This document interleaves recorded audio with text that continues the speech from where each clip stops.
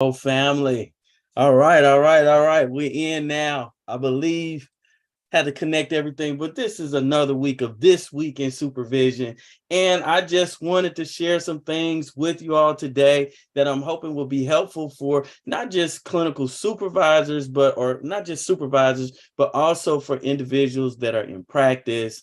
I try to just bring what I can that helps the field, not just social work as well, but just helps in the area of mental health. But the subject that we want to talk about today, we at 152. We want to talk about what is it we're going to talk about, but we want to talk about what it is that supervisees need to know about the social work exam.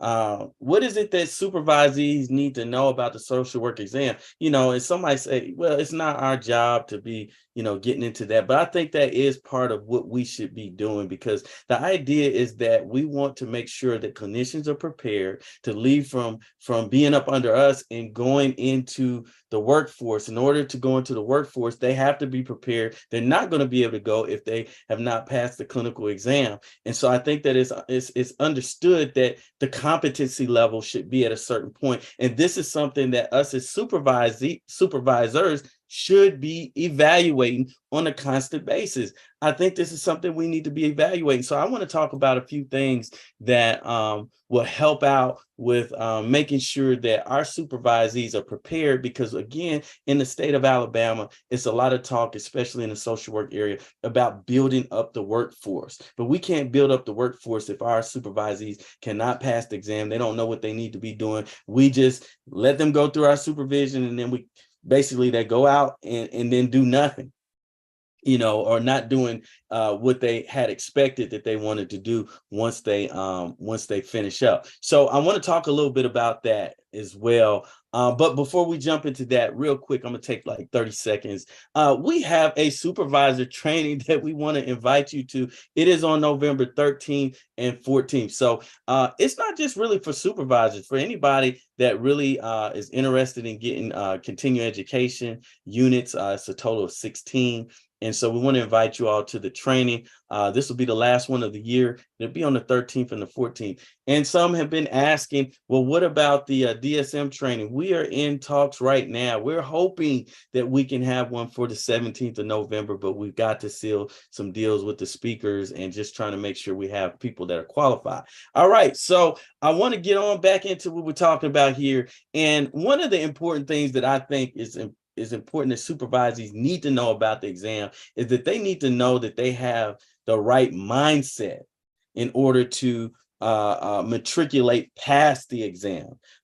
It needs to be an understanding that there is no plan B. There's not a plan B. Like, in other words, if I don't pass the exam, then there's no plan B. I have to pass the exam. In other words, and I don't like to paint the picture and get people to be thinking about failing and failing first before they're thinking about passing. But the reality is there are a number of my supervisees that spend 2 whole years in supervision, and they go for and some of them don't ever take the exam, and some of them may take the exam and only take it one time.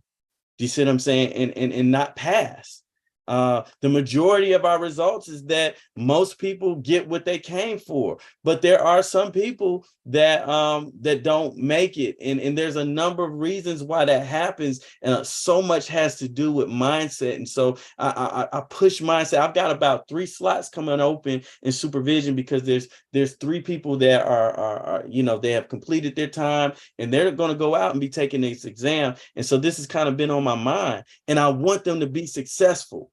I want them to be successful. There are people that I call up that have been in supervision with me that I haven't heard that have passed the exam, and I'll try to reach out to them, or if I bump into them, try to reach out to them to see where they are. But the thing is, we have to have the mindset. We want to try to support them with having the mindset that there's no plan B. It's great if you pass on the first one, but you know what? Be prepared for the battle. Be prepared for the war. Be prepared that, and let me tell you something. Like I just talked to a former supervisee. The test has been changed, but it's still a test. You know what I'm saying? A very bright supervisee. You feel what I'm saying? And just missed it by a few points. And that's with the change, right? So we're not skating past this. You'll appreciate it in the end once you pass. You feel what I'm saying? But a lot of times when we're battling, we don't make it. It's like, man, why is this thing so difficult? And so I want to talk about that mindset. No plan B. Be prepared to take it more than one time if you have to. You just have to be under the mindset that if I have to take it more than one time, I'm going to do what's necessary in order to move past. And now I just clicked something that just took all my notes away. I'm sorry, y'all. Okay, there we go. All right. And so we're gearing up for war. But another thing that I like to mention is that most people quit too soon. Most of our supervisees quit too soon. Some of you all that are preparing to take the exam or who have already taken the exam, you quit too soon. You quit too soon. You cannot just quit because you had an adverse situation to occur. Because like I said, there's something about like not being able to pass the exam that does something to the psyche. And I've seen it set people back so far. And a lot of times this is because maybe the foundation, this has nothing to do with social work. Maybe the foundation of confidence has been, it was never in a great way, it didn't have a great foundation. And so not passing that exam kind of shaking, it kind of it penetrates the foundation in a way. If that foundation is not strong, then we don't feel that confident, and it brings up other ideas and memories of failures and things like that. That's why sometimes it's good to have a coach or good to have a counselor, somebody that's on your side that can motivate you to get through that exam. I mean, I'm talking from the perspective of like just a quick story. A quick two stories is that my wife, she's a social worker as well, and she took her exam 4 times before she passed. You'd be like, dang, 4 times, that's a lot. You think like, man, she has some issues there. No, not at all. I always say that for one thing, you got to be interested in the exam. If you're not interested, you're not gonna pass. My wife, we found out when she was studying for the exam that she has a photographic memory. She would score so high on the practice test, but get down to the regular exam. I mean, get down to the exam and then not pass, right? But there's a number of different factors, but I always say it's not about competence. It's about confidence. Like, are you feeling confident in the exam? Are you in it to win it? You feel what I'm saying? And once she got in it to win it, she passed it. But the interesting thing is the momentum from her passing the exam she just said, I want to be an RN. So she goes to nursing school and is at the top of the class, the top 2%. I mean, she was killing the NCLEX, all that stuff, right? And she's an RN now. So there's a number of factors as to why we may not pass right away. But a lot of times it's not competence, especially if you already have the M. If you have the M already, you have already proven that you have the competency level to take it to the next level. But the thing is, am I confident in that? Okay. And so we got to be in it to win it. Me, myself, I took it twice. I took each one twice. One of those exams was the LCSW. I failed it so bad that according to the stats that I studied in school, I wasn't supposed to be able to go any further, but I stuck with it. And so it's important to just stick with it. I want to stick with my notes here because I'm already moving for time. It's not, I mentioned it's not about the about competence, but it's about confidence. There are resources in place to support you with this exam, and we need to take full advantage of the resources. And I'm going to try to see if I can I'll pull up just a few for you. Let's see. Okay, here we go. Let's share here. So this is one resource that I use, and this is a resource that is straight from the ASWB. When I used their study materials, I promise I saw like the exact same questions on the test, or something really close.